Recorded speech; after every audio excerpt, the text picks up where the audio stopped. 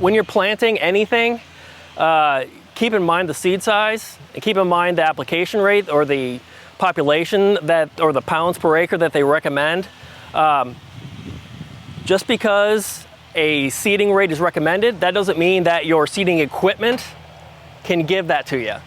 I realized that the hard way with this piece of machinery. It does well with seed that is about the size of alfalfa, but once you start getting smaller than that, it can't meter it very well. And so there were strips that were supposed to be 12 feet wide, they're 6 feet wide, because the seed just poured right through it. And so I didn't even get a full row. And so learned that kind of the hard way, trying to figure that out. But we still had a good stand out there. Things were just a little thicker. So whether it's a cone spreader where you're having to come up with some kind of a, using sand, fertilizer, that kind of a thing to make sure everything is coming out at the right rate per acre, so you're not spending a ton of money on seed. So keep that in mind when you're buying your seed, so you don't end up making 2 trips to the store trying to get extra seed on that day that you're trying to race in order to get it in before the rain, that kind of thing. Because honestly, we had perfect conditions the day after. We planted this and the day after it rained. Got a good inch, I think half-inch of rain. And you couldn't ask for anything better as far as trying to get seed soil contact and getting this in, even though we did not have perfect seeding conditions. We actually hit it with Roundup a few weeks before. We got a decent kill. We went through there and did a kind of a light tilling with an actual rear-mounted tiller. That made things pretty fluffy. With this small, tiny seed, smaller than alfalfa, you really should have a firm seed bed. So having it rolled real dense, like you would if you were seeding Bermuda grass. For anybody who's actually seeded Bermuda grass, that's what you'd do ideally. But even with that, we still managed to do a real good job of getting the right depth, seeding depth. With these tiny seeds, you may only want a 1/4 inch of seeding depth. And then we planted everything in increasing seed size. So we went from these tiny seeded brassicas all the way up to the size of soybeans. So in order for it to make it easy, making those transitions, instead of going up and down with the seed size, it was easier just to do slow increments, increasing. And this thing is meant to seed a lot of different sizes, but it can't necessarily do everything. So not only that, if you were, say, not using a drill, but using a cone spreader, just flinging it out there over the ground, keep in mind that some seed doesn't fly very far. Say, a good example is Bermuda grass. You would never plant Bermuda grass for deer, but this is just for an example.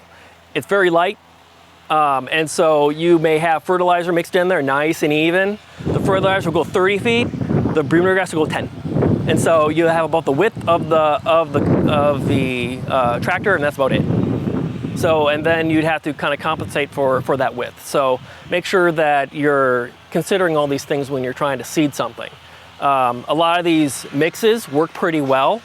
A lot of times people just want to mix, they just want to throw the kitchen sink at their food plot. Just to find something that the deer will like, and not only that, but something that will grow through Oklahoma conditions, something that might winter kill, but you'll still have something out there. So, and that's fine, and a lot of people do that. But consider also that when you're planting some of these things that have big seeds, intermediate seeds, and small seeds, that you may end up getting some sorting in the bin, and also seeding depth. So if you have something in there that wants to be seeded 1.5 inches deep, and something that's being seeded 1/4 inch deep in the same bag, you can end up say, well, let's set it for the soybeans, put it 1 inch deep. There's stuff that's not going to come up. It's not going to reach up out of that ground. But let's set it for the brassicas, 1/4 inch. Well, your wheat's pretty much sitting on the ground. And so you may not get a good stand of your wheat and your soybeans because they're just not deep enough, especially if you don't have perfect conditions. Let's say you planted it at 1/4 inch and then you got off and on rain every other day for 2 weeks. Oh yeah, you're gonna look like a hero because that came out perfectly. But if you don't get any rain, you might get a nice rain, an inch of rain after that, but you don't get anything for the next 2 weeks. Your alfalfa and small seed stuff will come up. Your wheat's going to be thin. So just keep that in mind when you're planting mixes. So it seemed to, unfortunately, even though we hit it with Roundup, all we seemed to do was do a lot of root division. So, but it didn't really matter. All that Bermuda grass was going dormant when we were planting this, so it didn't really matter. So it's one way to interseed, you know, into a standing Bermuda grass field. So if all you want to do is say something over the winter, you don't really care about the summer, you don't have to kill the Bermuda grass. All you do is suppress it and then come in over the top with wheat, something like that, maybe soybeans, and you should get a decent stand at least for the deer, and winter kill, and then by next spring you'll have a stand of Bermuda grass for your cows.